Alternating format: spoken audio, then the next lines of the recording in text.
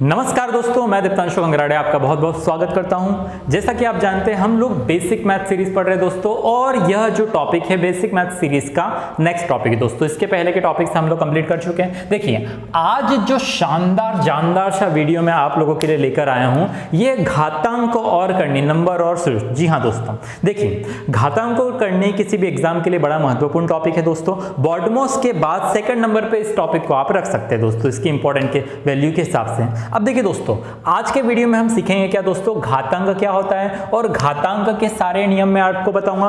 करनी क्या होती है, करनी के सारे नियम वीडियो में बताऊंगा। तो दोस्तों घातांक के नियमों से हम लोग स्टार्ट करते हैं।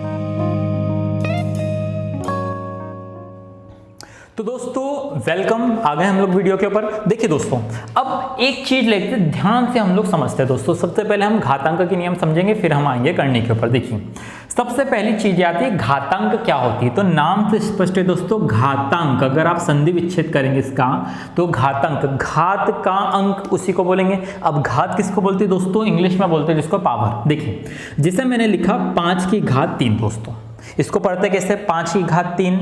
ठीक है, अब देखिए जो 5 है नीचे का अंक है, 5 को बोला जाता है आधार, 5 को बोला जाता है आधार या बेस, और 3 को बोला जाता है घातांक। 3 को ही क्या बोला जाता है, घातांक, घात का अंक।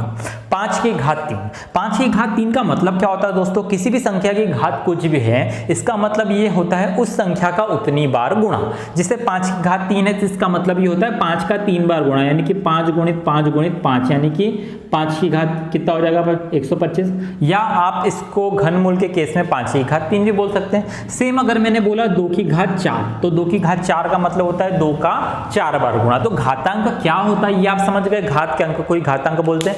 अब इसके कुछ नियम है दोस्तों। देखिए अगर मैं बोलूं 2 गुणा 2, आपको करना आता है, बिल्कुल आप करके लिख देंगे 2 गुणा 2। हाँ, लेकिन अगर मैंने लिख दिया यहाँ पर 3, यहाँ पर 4 लिख दिया, या मैंने यहाँ भाग का चिन्ह लगा दिया, मतलब ये जो घात वाली संख्याएं हैं इनका अगर हमको गुणा भाग करना हो या और भी ऑपरेशन से करने हो तो हम किस तरह करेंगे दोस्तों। तो इसके लिए घातांक के दोस्तों को शानदार से नियम है। तो आपको 1 से लगाकर मैं 7 नियम बताऊंगा, इन 7 नियमों के बाद आपको कोई दिक्कत नहीं आएगी। तो दोस्तों स्टार्ट करते हैं हम नियम नंबर 1 से। अब देखिए दोस्तों, सबसे पहला नियम क्या है, सबसे पहली चीज हम लोग देखते हैं। आप पढ़िए क्या लिखा है, 2 की घात 3 गुणा 2 की घात 4 लिखा है। अब आप थोड़ा सा नोटिस कीजिए, यहां पर भी 2 है, यहां पर भी 2 है, मतलब इन दोनों का आधार, नीचे वाली को आधार बोलते हैं, ऊपर वाली को घातांक बोलते हैं। तो आधार समान है, घातें अलग अलग है, ठीक बात है। तो देखिए अगर आधार समान है, पहला नियम क्या है दोस्तों, ध्यान सुनिए, अगर आधार समान है तो गुणा में घातें जुड़ जाती है, ऐड हो जाती है, प्लस हो जाती है। यानी कि क्या हो जाएगा, 2 की घात 3 और 4 आपस में जुड़ जाएंगे, कितना हो जाएगा, 4 और 3 को जोड़ेंगे कितना आएगा, 2 की घात 7। 2 की घात 7 आंसर, या आप 2 का 7 बार गुणा करके आंसर भी ला सकते हैं। ठीक है, तो फिर से पहला नियम क्या है, आधार अगर समान है तो गुणा में घातें जुड़ती है, गुणा में घातें जुड़ती है। आप ये याद रखिए, ये सबसे पहला नियम हो गया दोस्तों, याद रख दिया। और करते हैं क्वेश्चन, मैंने बोला जैसे 5 की घात 3 गुणा मैंने बोला 5 की घात 2, तो इसका आंसर कितना आएगा दोस्तों, आधार समान है, गुणा है तो कितना हो जाएगा, 5 की घात 3 और 2 कितना हो जाएगा, 5। और कर लेते हैं, मैंने बोला 6 की घात 7 गुणा मैंने बोला 6 की घात 12, कितनी भी बड़ी हो सकती है, तो 6 और 6 आधार समान है, गुणा में क्या होगा, 12 और 7 जुड़ जाएगा, 12 और 7 कितना हो जाएगा, 6 की घात 19। तो समझ गए, आधार समान होने पर गुणा में घातें जुड़ती है। ये हमारा दोस्तों पहला नियम। अब देखिए दूसरा नियम क्या है दोस्तों, दूसरे नियम के ऊपर हम लोग चलते हैं। देखिए दोस्तों दूसरा नियम ये बोलता है, देखिए पहला नियम याद कीजिए, गुणा में घातें जुड़ती है तो भाग में क्या होगा, इसका ऑपोजिट होगा यार, भाग में घटेगी। सही बात है। देखिए अब यहां पर आप देखिए, यहां पर भी 2 है, यहां पर भी 2 है, मतलब आधार समान है, चिन्ह किसका, भाग का है, तो घातें घट जाएगी। यानी कि 2 की घात 5 ऋण 2, 5 ऋण 2 मतलब कितना हो जाएगा, 5 में से 2 घट जाएंगे, 2 की घात 3। यही हमारा आंसर है, हल करके भी लिख सकते हैं। तो देखिए गुणा में घातें जुड़ती है तो भाग में घातें क्या हो जाएगी दोस्तों, घटती है, घटेगी।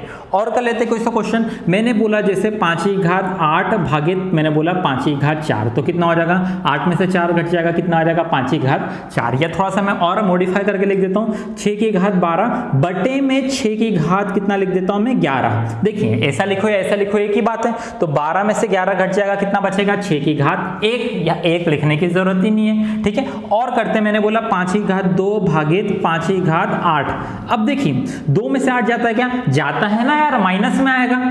2 की घात कितना हो जाएगा, 2 में से 8 जाएगा तो कितना हो जाएगा -6, 2 की घात -6 बटे में करके भी लिख सकते हैं, यानी कि ये आंसर है अपना।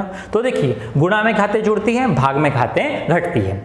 अब देखिए दोस्तों तीसरा नियम बहुत आसान है। तीसरा नियम ये है, आप देखिए क्या है, 2 की घात 3 है और 3 की घात 4 है, मतलब घात के ऊपर घात है, यानी कि जब घात के ऊपर घात हो तब क्या होगा, तो ध्यान सुनिए क्या होगा। जब घात के ऊपर घात होती है तो दोस्तों घातों का आपस में गुणा हो जाता है, यानी कि 2 की घात ये 3 और 4 का गुणा हो जाएगा, 3 और 4 का गुणा हो जाएगा, कितना हो जाएगा 3 चौक 12, यानी कि क्या हो जाएगा 2 की घात 12। और कर लेते हैं, मैंने बोला 2 की घात 4 की घात 8, चलिए तो कितना हो जाएगा 8 और 4 का गुणा हो जाएगा, 8 चौक 32, 2 की घात 32। समझ गए, घात के ऊपर घात है तो घातों का आपस में गुणा हो जाता है दोस्तों। ये हुआ हमारा तीसरा नियम। अब चौथा देखिए, ये बड़ा इंपॉर्टेंट नियम है दोस्तों। किसी भी संख्या की घात जब शून्य होती है तो क्या होता है। जब बेसिक मैथ मैंने स्टार्टिंग में बताया था तब ये वाला क्वेश्चन मैंने आपको बताया था, यहाँ पर हम इसका सॉल्यूशन कर लेंगे। देखिए याद रखिए ये नियम बड़ा इंपॉर्टेंट है, बहुत कम लोगों को आता है। छोटी संख्या हो, बड़ी संख्या हो, ऋणात्मक हो, धनात्मक हो, कैसी भी संख्या हो, किसी भी संख्या की घात अगर शून्य है, 0 है, तो उसका मान हमेशा होता है कितना, 1, चाहे 4 हो कि अचौर। हाँ मैंने बोला x की घात 0 तो इसका मान भी कितना होगा दोस्तों, 1 ही होगा। मैंने बोला 1252, इसकी घात 0, इसका मान भी कितना होगा, 1 ही होगा, छोटी हो बड़ी हो। मैंने बोला ऋण 10, इसकी घात 0, इसका मान भी कितना होगा, 1 ही होगा, यानी कि किसी भी संख्या की घात अगर 0 है तो उसका मान डेफिनेटली 1 ही होता है। तो दोस्तों चौथा नियम हम लोगों ने देख लिया, किसी भी संख्या की घात 0 उसका मान 1 होता है। अब देखिए दोस्तों ये बड़ा इंपॉर्टेंट नियम है पांचवा। यहां तक क्या हो रहा था, आधार समान थे, घातें अलग अलग थी।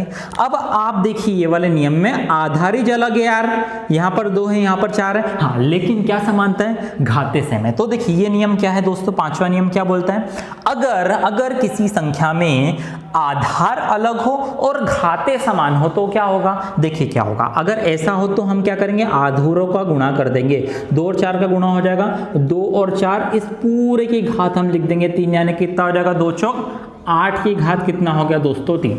अब इसको हल करने पर जो आएगा वो हमारा आंसर है। इसको हल करेंगे अलग अलग पर्सनली तब भी वही आएगा, मतलब 2 की घात 3 कीजिए, 4 की घात 3 कीजिए, फिर गुणा कीजिए, या 8 की घात 3 करेंगे, एक ही आंसर आएगा। कैसे और प्रैक्टिस करते हैं, मैंने बोला जैसे भैया कितना ले लेते हैं 12 की घात 4 गुणा मैंने ले लेता हूँ 6 की घात भी 4। अब देखिए तो कितना हो जाएगा 12 72 की घात आप क्या लिख दीजिए 4। कितना ईजी है, आ गया दोस्तों आसानी से समझ। अगले नियम पर चलते हैं। अब देखिए दोस्तों पांचवा नियम हो गया। अब छठवां नियम देखिए, छठवां नियम बहुत इजी है। देखिए 2 की घात भी 5 थी, 3 की भी 5 थी, सेम गुणा का ऑपोजिट है भाग में, यानी कि देखिए जब गुणा था तो हम गुणा करके एक कोष्टक में लिख देते थे, घात 3 लगा देते थे, तो इसमें क्या हो जाएगा भाग कर देंगे, घात 5 लग जाएगी। यानी कि देखिए 2 की घात भी 5 है, 3 की घात भी 5 है, मतलब आधार समान है लेकिन हो क्या रहा है भाग। तो हम इसको इस तरह लिख सकते हैं 2/3 पूरे की घात 5, दोनों को एक कोष्टक में हम मिला के लिख सकते हैं। और बताता हूं, मैंने बोला 12 की घात 2 बटे में 13 की घात भी 2, तो हम क्या लिख देंगे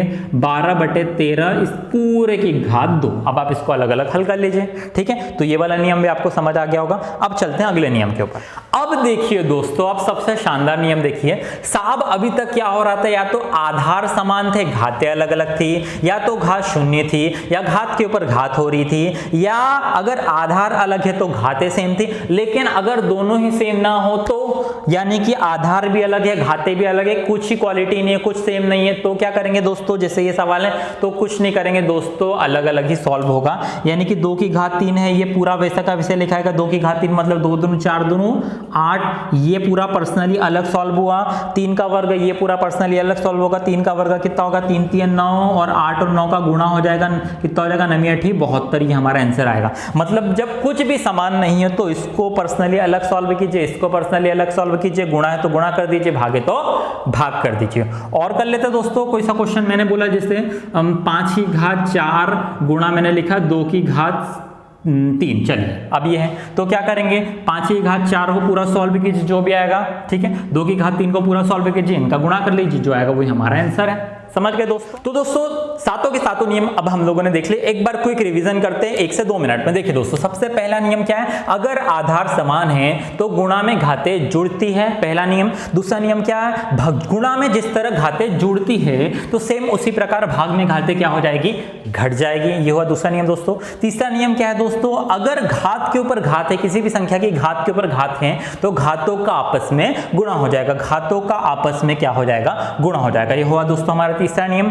चौथा नियम क्या है, किसी भी संख्या की घात अगर शून्य है, छोटी है, बड़ी है, ऋणात्मक है, धनात्मक है, कैसी भी संख्या है, अगर किसी भी संख्या की घात शून्य है तो इसका मान कितना होता है, 1 होता है। अगला नियम यह है कि अगर आधार अलग है, घातें समान है तो आधार की जो संख्या उनका हम गुणा कर देते हैं, घात वैसी की वैसी रहेगी। और अगर भाग है, भाग में भी सेम कंडीशन होगी, मतलब दोनों का जो घातांक है वो हम 1 कर देंगे, भाग वैसा का वैसा ही होगा। और अगर आधार भी अलग है, घातांक भी अलग है, कुछ भी सेम नहीं, तो ये पर्सनली सॉल्व होगा, पहला पार्ट, दूसरा पार्ट अलग से सॉल्व होगा, दोनों का आपस में गुणा तो गुणा, भाग तो भाग कर देंगे दोस्तों। तो ये सातों के सातों जो नियम हैं वो आई थिंक आपको समझ आ गए होंगे दोस्तों। अब इससे रिलेटेड हम कुछ क्वेश्चन सॉल्व करते हैं। अब देखिए दोस्तों, जो नियम पढ़े हैं उनके आधार पर हम फटाफट कुछ सवाल करने की कोशिश करते हैं। देखिए सबसे पहला सवाल है 12 की घात 4 गुणा 12 की घात ऋण 7, धनात्मक और ऋणात्मक को कोई दिक्कत नहीं है। आधार समान है तो गुणा में घातें जुड़ जाती है, यानी कि 12 की घात क्या होगा, 4 धन ऋण 7। अब देखिए दोस्तों, धन ऋण का गुणा होता है, हमने पढ़े, धन ऋण का गुणा हो जाएगा तो कितना हो जाएगा दोस्तों, ऋण हो जाएगा, यानी कि 4 में से 7 घट जाएगा, 4 में से 7 घटेगा तो कितना आएगा, 5 6 7, 12 की घात कितना आ जाएगा, ऋण 3, 12 की घात ऋण 3, ये आंसर आ गया। या इसको पलटा के 12 की घात बटे में भी कर सकते हैं, यानी कि ये भी हमारा आंसर हो गया, कोई दिक्कत नहीं। अब देखिए दूसरा नियम मैं बताता हूं, अब गुणा में घातें जुड़ती है तो 12 भाग में क्या हो जाएगा दोस्तों, घातें घट जाएगी, यानी कि 12 की घात 8 में से 9 घटेगा, 8 में से 9 जब घटेगा तो ऋण का आ जाएगा, 12 की घात कितना आ जाएगा, ऋण 1, या इसको बटे में करके 1/12 भी लिख सकते हैं हम लोग, कोई दिक्कत नहीं है। अब देखिए दोस्तों तीसरा नियम, अब ये पलटता कैसा है ये हम चर्चा करेंगे, कोई दिक्कत नहीं है दोस्तों, टेंशन मत लेना। अब देखिए तीसरा नियम जो है 64 की घात 1/2, इसको सॉल्व करना है तो 64 को मैं ऐसा लिख सकता हूं दोस्तों, राउंड फिगर में 8 का वर्ग 64 होता है, 8 64, और इस पूरे की घात कितनी हो गई दोस्तों, 1/2। अब देखिए दोस्तों, घात के ऊपर घात हो गई तो घातों का आपस में क्या होता है, गुणा, यानी कि 8 की घात 2 गुणा 1/2 हो जाएगा, तो ये 2 से 2 कट जाएगा, 8 की घात 1 मतलब बचेगा कितना दोस्तों, ओनली 8 बचेगा। सेम ये वाला सवाल देखिए, ये वाला सवाल आधार घातांक दोनों अलग अलग है, तो देखिए 8 का वर्ग 8 कितना हो जाएगा, 64 गुणा 3 का घात 3 3 होती है 27, 64 27 का गुणा कर लीजिए, जो है वो है हमारा क्या हो जाएगा, आंसर हो जाएगा। और इसका आंसर तो आप सबको पता है कितना होगा, 1 होगा, ठीक है। तो आई थिंक दोस्तों आपको समझ आ गया होगा। कुछ एक और नियम है, कुछ एक और बारीकियां है, मैं अभी आपको बताता हूं। अब चलते हैं अगली चीजों के ऊपर। अब देखिए दोस्तों, घातांक के नियम में ही अगर ऋणात्मक घातांक है तो क्या होगा, जैसा सवाल आया था। अब देखिए, अब मैंने बोला अगर 2 की घात 2, बच्चा इसको सॉल्व कर सकता है साहब, 2 की घात 2 मतलब 2 गुणा 2 यानी कि कितना आया, 4, सही बात है। अब मैंने लिख दिया 2 की घात ऋण 2, तो ये कितने लोग सॉल्व कर सकते हैं, देखो कैसे करेंगे मैं बताता हूं। देखिए दोस्तों, 2 की घात ऋण 2 है तो याद रखिए दोस्तों, जब धनात्मक है तो आप डायरेक्ट गुणा कर सकते हैं, धनात्मक घात मतलब जो संख्या उसका उतनी बार गुणा। लेकिन अगर घात ऋणात्मक आ जाए तो क्या करेंगे, तो देखिए सबसे पहले स्टेप ये है कि भैया 2 की घात ऋणात्मक को तो हमको गुणा करते आता ही नहीं, इसको कैसे सॉल्व करेंगे। तो आपको करना यह है, कुछ नहीं करना है, ऋणात्मक को थोड़ा जुगाड़ जमा के बना लेना धनात्मक, फिर जो नियम लगेंगे वो लगेंगे। तो देखिए मैं बताता हूं क्या है, हम ऐसा मानते हैं 2 की घात ऋण 2 है दोस्तों, यानी कि 2 के बटे में कुछ नहीं, तो हम ऐसे क्या मानते हैं, 1 है। मैंने बताया था कि इस संख्या के बटे में कुछ नहीं तो 1 है, यानी कि ये पूरा क्या है, 2/1 पूरे की घात ऋण 2 है। तो अब ध्यान रखिए दोस्तों, किसी भी संख्या की घात जब ऋणात्मक है और ऋणात्मक से आपको धनात्मक बनाना है तो अंश और हर पलट जाते हैं, समझ गए। फिर से बताता हूं, अगर कोई सी भी संख्या को ऋणात्मक से धनात्मक या धनात्मक से ऋणात्मक बनाना है, यानी कि कुल मिलाकर चिन्ह अगर परिवर्तन करना है तो आपको अंश और हर को आपस में पलट देना है और हो जाता है। यानी कि इसको मैं लिख दूंगा 1/2 और ये पूरे की घात कितनी हो गई दोस्तों, 2 हो गया धनात्मक। अब आप देखिए, यानी कि 1/2 पूरे की घात 2 है, यानी कि हमने नियम पढ़ा है, यानी कि 1 की घात भी 2 है और 2 की घात भी 2 है, तो 1 की घात भी कितना हो गया, 2 है, और इधर 2 की घात भी 2 है दोस्तों। तो अब देखिए 1 की घात 2 का मतलब तो 1 ही होगा, और 2 की घात 2 का मान कितना हो जाएगा, 4, यानी कि इसका आंसर कितना आ जाएगा, 1/4। और एक बार बताता हूं, मैंने बोला मान लो 5/3 पूरे की घात ऋण 2, तो अब देखिए ऋणात्मक से धनात्मक बनाना तो पलटा देंगे, यानी कि 3/5 की घात घात कितनी हो जाएगी 2। बस अब तो बच्चा सॉल्व कर सकता है यार। 3 का वर्ग 9, 5 का वर्ग 25, 9/25 आंसर आ गया। तो आपको नियम समझ आ गया दोस्तों, जब कोई धनात्मक से ऋणात्मक बनती है, ऋणात्मक से धनात्मक बनती है, तो आपको अंश हर को पलटा देना है दोस्तों। समझ गए? आई थिंक आपको जरूर समझ आ गया होगा। अब घातांक के लगभग सारे नियम हो गए। अब हम लोग आते हैं दोस्तों करने के ऊपर, चलते हैं। तो दोस्तों घातांक के नियम हो चुके हैं, अब हम लोग आ गए हैं करने के नियम पे दोस्तों। सेकंड चीज करने के नियम। देखिए घातांक में जिस तरह 7 नियम थे, करने में ओनली 5 है। 5 ने मैं आपको बताऊंगा। घातांक के नियम फिर भी आपको आते होंगे, लेकिन करने के नियम मेरे कई सारे भाइयों को नहीं आते। तो आज के वीडियो में ये सब सीखने वाले दोस्तों। तो बहुत आसान है दोस्तों, एकदम स्टार्टिंग से चलते हैं। देखिए नो थ्योरी, नो फालतू ड्रामा, ओनली डायरेक्ट फैक्ट बता रहा हूँ मैं, सीधे संख्याएं लेके, ऐसा याद रहता है अच्छे से। अब देखिए दोस्तों, सबसे पहला नियम ये है, ये लिखा मैंने करनी में 2, इसका मतलब क्या होता है? ठीक है, तो याद रखिए, इसको हम पढ़ते हैं करनी 2, या इसको 2 को इसको पढ़ते हैं 2, इसको मैं करनी 2 ही पढ़ सकता हूँ, या इसको मैं पढ़ सकता हूँ 2 का वर्गमूल। ये वाली करनी का मतलब होता है वर्गमूल। मैंने बोला 16 करनी में, इसको पढ़ेंगे 16 का वर्गमूल। हाँ, और यहाँ अगर मैं 3 लिख दूँ तो इसको क्या पढ़ेंगे? घनमूल। अब देखिए दोस्तों क्या है, फैक्ट ये है, ये कई लोगों को नहीं पता, जो कौन सी करनी है, ये जो करनी है सिंगल करनी है, यानी कि जो वर्गमूल, जी हाँ दोस्तों, जो वर्गमूल वाली करनी होती है उसमें यहाँ पर एक संख्या छुपी होती है, क्या? 2। यहाँ पर भी 2, जैसे मैंने बोला कितना ले लेता हूँ 49 करनी में, तो यहाँ पर भी क्या लिखा है 2। तो याद रखिए, लेकिन होता है 2, लेकिन हम लिखते नहीं है उसको। आप ऐसा मानिए यहाँ पर 2 है, क्यों अभी पता चलेगा। देखिए अगर कोई सी भी संख्या करनी में है, अगर कोई सी भी संख्या करनी में है, तो इसका मतलब होता है उसकी घात 1/2। करनी 2 को मैं लिख सकता हूँ 2 की घात 1/2। करनी 16 को मैं लिख सकता हूँ 16 की घात 1/2। करनी 49 को मैं लिख सकता हूँ 49 की घात 1/2। तो करनी का मतलब क्या होता है? घात 1/2। समझ गए? कोई सी भी संख्या जब करनी में है तो उसका मतलब होता है घात 1/2। अब एक और चीज समझिए, मैंने लिखा 2 करनी में, लेकिन मैंने लगाया यहाँ 3, या मैंने लिखा 16 करनी में, यहाँ पर मैंने लगाया 3, या मैंने लिखा 49 करनी में, लेकिन मैंने यहाँ लगाया 3।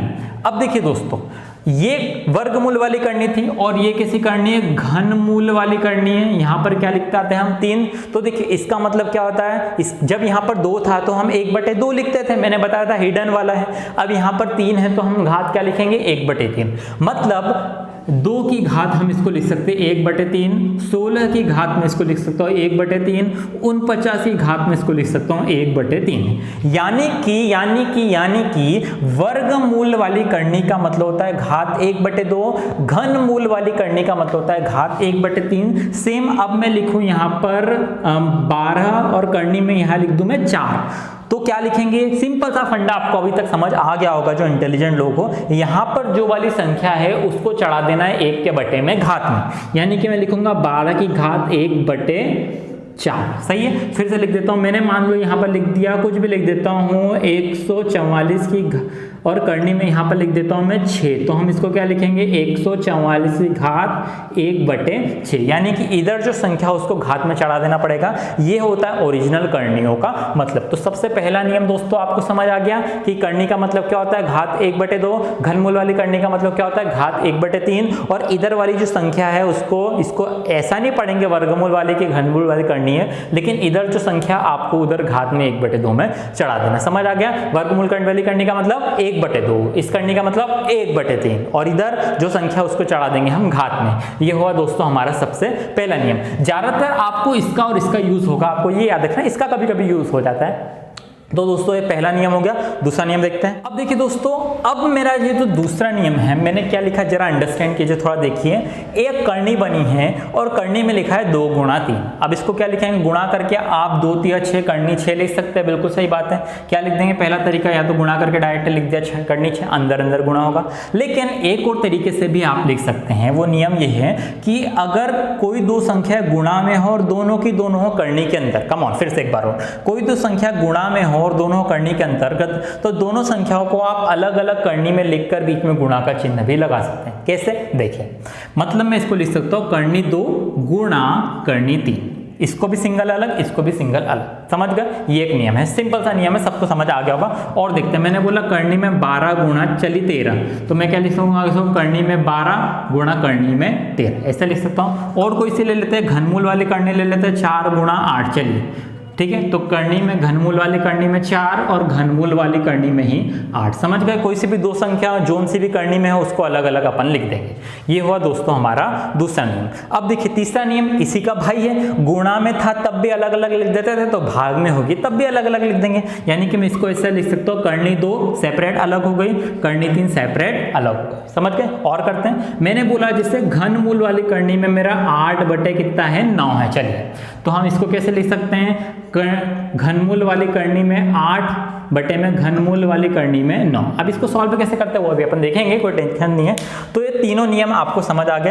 अब चौथा और पांचवा नियम बड़ा इंपॉर्टेंट है, वो देखिए दोस्तों। चौथे नियम में क्या होगा? चौथे नियम में होगा यू, आप जरा देखिए क्या लिखा है, करनी में 2 की घात 4। अब देखिए करनी की घात हो, अगर ये बड़ा इंपॉर्टेंट नियम है, अगर करनी की घात हो तो क्या होगा? तो सिंपल सी बात, कुछ नहीं करेंगे दोस्तों, ये जो इधर वाली संख्या दिख रही है ना, हम इसको करनी में ये अंदर ले लेंगे, इसको डाल देंगे करनी के अंदर और संख्या की घात के रूप में इसको चढ़ा देंगे। यानी कि मैं लिखूंगा करनी वैसी की वैसी बनाई, घनमूल हो तो घनमूल वाली करनी, वर्गमूल हो तो वर्गमूल वाली करनी। और ये 2 मैंने ऐसा कैसे लिखा, और 4 को हम ये 2 की घात में चढ़ा देंगे, 4, समझ गए? अब अपन इसको हल करेंगे तो क्या हो जाएगा? करनी में 2 की घात 4 मतलब 2 दूनी 4 दूनी 8 दूनी 16, कितना हो गया? 16, करनी 16 यानी कि कितना? 4, ही हमारा आंसर आ गया, समझ गए? और करते हैं, अब देखिए दोस्तों एक उदाहरण देख लेते हैं हम लोग। जैसे मैं लिख देता हूँ करनी में 5, कौन सी? घनमूल वाली करनी में 5 और इसकी घात 3। अब हमें इसको सॉल्व करके आंसर लाना है दोस्तों। तो कैसे करेंगे? आप जानते हैं, अगर करनी वाली संख्या घनमूल हो, वर्गमूल हो, कोई सी भी करनी हो, उसकी घात कुछ भी है तो उसको अंदर लेंगे, इसकी घात में चढ़ा देंगे। तो हम क्या करेंगे? ये हो जाएगा 5 की घात 3 और ये पूरा घनमूल वाली करनी में। अब इसको सॉल्व करना है अगर, तो कितना हो जाएगा? घनमूल वाली करनी ऐसी कैसी? 5 की घात 3 मतलब 25 25 पंजे 125, मतलब ये क्या हो गया? 125 का कुल मिलाकर क्या हो गया? 125 का घनमूल हो गया। तो 125 का घनमूल आप जानते हैं, 125 का घनमूल क्या होता है? 5 होता है, ऐसे भी आपको याद होगा। ऐसा नहीं तो आप निकाल सकते, देखिए मैंने अभी आपको बताया पहला नियम क्या लिख सकता हूं मैं, इसको 125 की घात 1/3, यहाँ जो संख्या उसको 1 के बटे में चढ़ा देंगे, सही बात है कि नहीं दोस्तों? अब देखिए इसको, और ये 5 कैसे है मैं आपको बता रहा हूं। देखो अब 125 को मैं थोड़ा तोड़ के इस तरह लिख सकता हूँ, 5 की घात 3, 25 25 पंजे 125 और इसकी घात भी 1/3। 125 को तोड़ के मैंने इस तरह लिख दिया वर्गमूल में, ठीक है? 1 से लगाकर 20 तक की संख्या के वर्ग, वर्गमूल, घनमूल हम लोग याद कर लेंगे। तो देखिए ये करनी 3 से करनी 3 कट जाएगा, क्यों? वो वाला नियम, घात के ऊपर घात है, घातों का आपस में गुणा हो जाएगा। और आया क्या? 5, इस तरह भी यही आएगा दोस्तों। तो आई थिंक जरूर समझ आ गया होगा। अब देखिए पांचवा जो है रेयरली यूज है, इतना इंपॉर्टेंट नहीं है, 4 बड़े इंपॉर्टेंट है, उसमें खासकर ये वाला और ये वाला। अब देखिए दोस्तों क्या है, ये करनी में 5 है, घनमूल वाली करनी में, उसके बाहर भी ये 4 की घातांक वाली करनी है। तो हम क्या करेंगे, जब करनी के अंदर करनी हो तो हम क्या करेंगे, बाहर की जो करनी की संख्या उनका आपस में हम कर देंगे गुणा। मतलब क्या है, ये करनी 5 तो ऐसा कैसे ही रहेगा, 4 दिया क्या हो गया, ये 12, ठीक है? 12 वाली करनी आ जाएगी और ये 5। अब इसको और अच्छे से लिखना चाहे तो हम ऐसे लिख सकते हैं 5 की घात 1/12, या ये भी सही फॉर्मेट है, ये भी सही फॉर्मेट है, ठीक है? समझ गए? मतलब करनी के अंदर जब करनी है तो इधर वाली करनी की संख्या का गुणा हो जाता है। कैसे, हम लोग एक बार और देखते हैं। मैंने बोला करनी में 2 और ये करनी में ले लेता हूं मैं 4। अब देखिए ये करनी 2 है, मतलब आप जानते हैं क्या है भैया, 2 है तो कितना हो जाएगा, 4 दोनों करनी में 8 और ये 2 ऐसा का ऐसे ही। या आप और लिख दीजिए 2 की घात 1/8 इस वाले नियम से, क्योंकि यहाँ जो संख्या वो चले जाती है 1/8 में। तो आई थिंक आपको सारे नियम समझ आए होंगे। एक बार क्विक रिवीजन देखिए दोस्तों, मेरा सबसे पहला नियम क्या था, अगर कोई सी भी संख्या करनी में है तो करनी की यहाँ वाली संख्या को हम लगा देंगे घात में 1/2 में, यानी कि करनी 2 का मतलब होता है 1/2, यानी कि सरल शब्दों में कोई सी भी संख्या अगर करनी में है तो उसका मतलब होता है घात 1/2। ये हमारा दोस्तों सबसे पहला नियम था। दूसरा नियम क्या था, अगर 2 संख्याएं करनी के अंतर्गत हो तो और दोनों गुणा में हो तो दोनों को हम सिंगल पर्सनली अलग अलग करनियों में लिख सकते हैं, ये हमारा दूसरा नियम है। तीसरा नियम सेम भाग में है, अगर 2 संख्या भाग में है और एक ही करनी में है तो दोनों भाग वाली संख्याओं को हम पर्सनल अलग अलग करनी में लिखकर हल कर सकते हैं। दूसरा नियम यह है कि जब करनी का वर्ग घन कुछ भी होता है तो इधर वाली संख्या को आपको अंदर घात में चढ़ा देना है। इसी से रिलेटेड मैं एक और नियम बता सकता हूं कि जब करनी की घात होती है, मैंने जैसे बोला 2 की घात वर्ग। जब करनी का वर्ग होता है तब दोस्तों होगा क्या, अब ध्यान दीजिए यहाँ से, ये यहाँ पर चल जाएगा तो क्या हो जाएगा, करनी में 2 की घात वर्ग हो जाएगी, यानी कि क्या हो जाएगा, करनी में 4,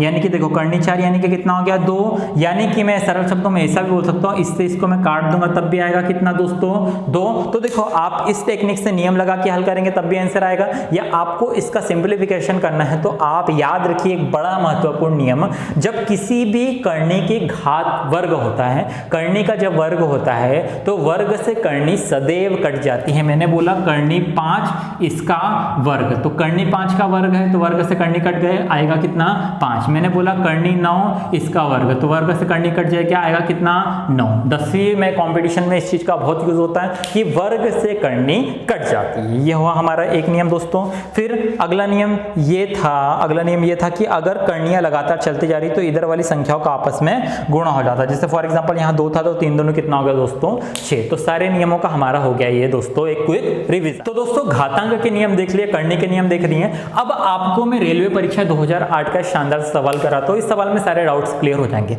हाँ, लेकिन दोस्तों आप कम से कम 1 से 20 तक की संख्याओं के वर्ग, वर्गमूल, घन, घनमूल याद कर लीजिए। फॉर एग्जांपल मैंने बोला 12 का वर्ग तो आपके दिमाग में सडनली आना चाहिए 144 होता है। मैंने बोला 19 का वर्ग आपके दिमाग में आना चाहिए 361 होता है। घनमूल में पता होने चाहिए, मैंने बोला जैसे कि 324 किसका होता है 18 का होता है, आपको ये सब आना चाहिए। अब देखिए करते हैं, सबसे पहली सवाल है 1/216 की घात ऋण 2/3 भागित 1/27 की घात ऋण 4/3। सही बात है। अब सबसे पहली चीज दोस्तों आपके दिमाग में आना चाहिए कि भैया घातें तो ऋणात्मक है, ऋणात्मक घात तो हमने पढ़ी नहीं, और मैंने क्या बताया था अगर घात ऋणात्मक आए तो पलटा के क्या बना लेंगे, धनात्मक तो बना लेते हैं। तो 1/216 पलटेगा 216/1, 216/1 1 लिखने की जरूरत नहीं, तो 216 लिख देता हूं कि घात 2/3, ये धनात्मक हो गई, पिक्चर खत्म इसकी।